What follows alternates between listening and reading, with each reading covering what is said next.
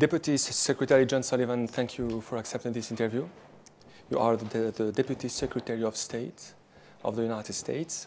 This is the first visit of a senior US official to Algeria since President Trump took office. What is the place of Algeria on the chessboard of American diplomacy today? Well, thank you very much for the opportunity to speak with you today. I'm delighted to be here. I'm thrilled to be in Algiers. The place of Algeria in U.S. foreign policy is a very exalted one. Algeria is a very important partner of the United States. Our partnership extends across a broad range of issues: economic, security, political issues. And I've had a number of fruitful meetings today with the foreign minister, the prime minister, other members of the prime minister's government to advance our mutual interests. And what about your talks with the Prime Minister and Foreign Minister Affairs?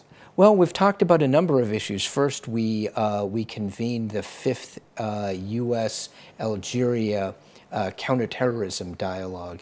Our counterterrorism cooperation is a very important feature of our partnership. We've worked collaboratively together for many years to address the common challenges we face from terrorism. Both of our countries, the United States and Algeria, have suffered from terrorist acts, and we work together cooperatively to meet them, to identify them, and neutralize them, and to protect our countries.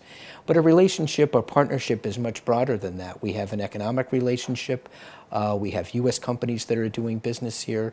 We had our first franchise, Pizza Hut franchise, open here. But we have other companies, Honeywell, Boeing, companies that are doing business here, looking to do business here, and that's part of what we were talking about today: is expanding our relationship and building on what has been a relationship that extends back centuries between the United States and Algeria. The foreign minister presented me today with a replica of a treaty from 1795 between the United States and Algeria, signed by George Washington, our first president. That gives you a sense of the depth and significance of the relationship and partnership over hundreds of years between the United States and Algeria. Mr. Deputy Secretary Sullivan, the relationship between Algeria and the United States is above all a matter of business. The Americans have always criticized the business climate in Algeria and laws deemed protectionist. Is it still the case today? Well, our approach is we're looking both to advocate for U.S. businesses that want to do business here, but we think it's also important for the Algerian government to know what private U.S. companies, other investors are thinking about when they look at doing business here. We think it's both in Algeria's interest and in the United States' interest for there to be an open market for foreign direct investment here in Algeria, which was important as Algeria looks to diversify its economy. That's something I spoke to the Prime Minister about today, the diversification of the Algerian economy beyond the hydrocarbon sector. So we have discussions at many levels about the economy and market access here, and we've had success. We've had U.S. companies that have had success here. We're looking to build on that, improve the market economy, and get more U.S. companies doing business here. Algeria now plays a key role in the political process in Libya and Mali. Does the U.S. administration support these efforts? And above all, do you have any concerns that France is taking the lead in Libya? Well, the role of Algeria in this region, in the Maghreb, in the Sahel, is vital. Algeria's leadership in Libya, for example, in supporting the UN Secretary General Special Envoy Hassan Salamé is very important, and that's a mission. Salamé's mission is one that we in the United States support. Algeria does as well. Their work, the foreign minister's work, the prime minister's work on these issues is vitally important to us. The foreign minister was in Mali at the end of last month, and his visit was a very important step. and we are looking to work collaboratively, cooperatively with Algeria on regional security issues that are in our mutual interests, and our policies are very much in alignment. What is your assessment, sir, of the evolution of the political process in Algeria, especially 10 months before the crucial presidential election? Our view is we want the will of the Algerian people to be expressed through fair, free, open, through a fair, free, and open democratic process.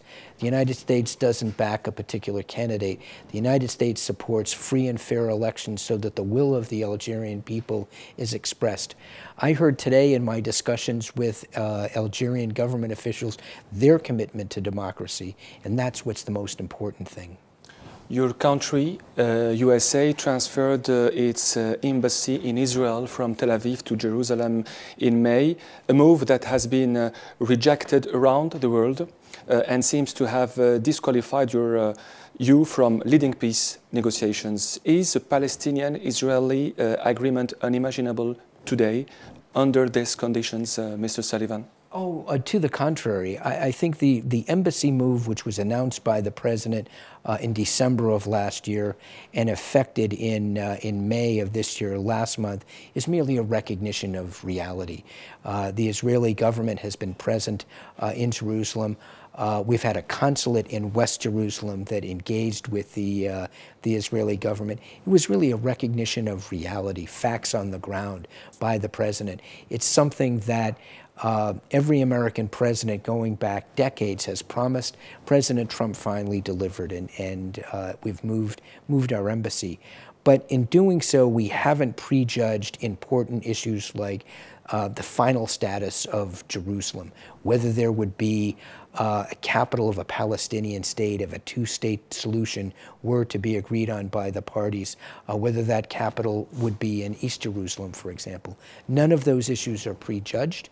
My colleagues in the administration at the White House, led by Jared Kushner, are leading very intense negotiations on these issues.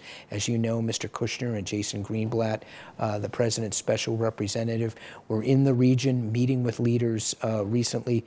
And so our role in promoting peace in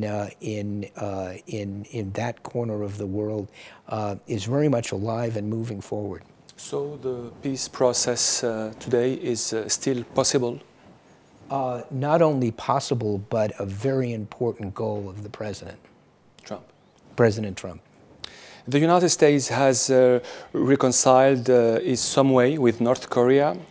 Why have you agreed to dialogue with the North Koreans and not with the Iranians when the Iranians do not have the atomic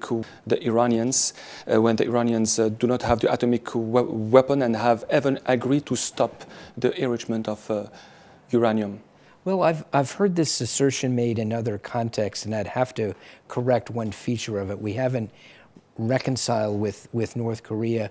The president accepted an invitation from Chairman Kim Jong-un to meet to discuss the threat that's posed by North Korea by its nuclear weapons testing and its missile program. And it's a sign of President Trump's commitment to nuclear nonproliferation and protection of our allies. And we believe that the threat that North Korea has posed with its ballistic missiles and its nuclear weapons testing is a global problem. Contrast that with Iran. We've had a lot of, there's been a lot of news about the president's decision to withdraw from the JCPOA, the Joint Comprehensive Plan of Action. That was an agreement that focused only on the capability of the Iranian regime to ultimately produce a nuclear weapon, which they haven't done yet.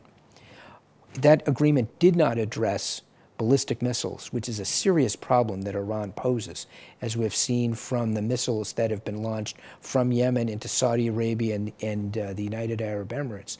The president considered that a big failing of the JCPOA. With North Korea, when we approach North Korea in these negotiations, which are pending after the president's summit with Kim Jong-un on June 12th, we're focused both on the weapon and the means to deliver it, the nuclear warhead and the missile. The JCPOA, among its failures, was it didn't address the Iranian regime's ongoing ballistic missile program, which is a threat already in the region.